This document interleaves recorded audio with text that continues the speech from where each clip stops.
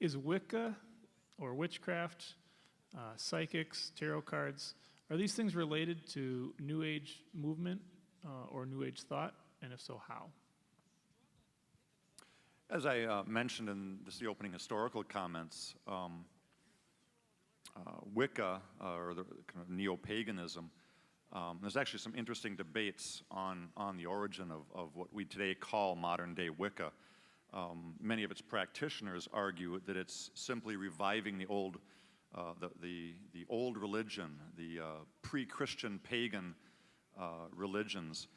Other scholars argue that it has very little in common with that, and it's largely a modern phenomena that was sort of originated in the late 1800s. So there's debate on really what we call this Wicca or neo-paganism today.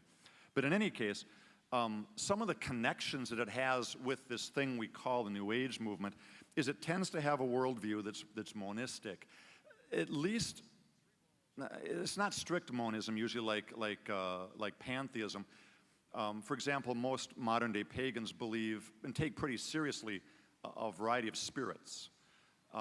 But as I've read Starhawk and some of the neo-pagan authors today, they seem to believe that these personal spirits that they engage with are in some sense sort of manifestations or personas of a larger, wider, more impersonal force that's at work in the universe.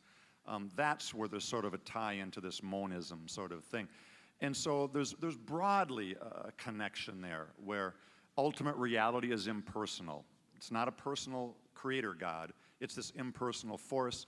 And as one can learn how to tap into that force and how to use that force for personal benefit. In white witchcraft, you do that for your own personal benefit without harming others. In black magic, you actually harm others to do that. So they themselves will sometimes make that distinction.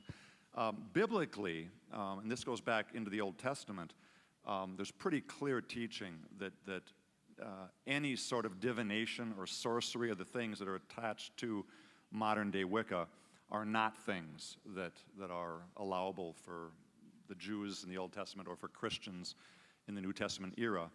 Again, largely tapping back into Greg's claim. One is either trying to become God in the sense of harnessing the forces of the universe and the spirits of the universe to get one's own will done. Or one, if one goes to a kind of a very New Agey form of Wicca, one just is God.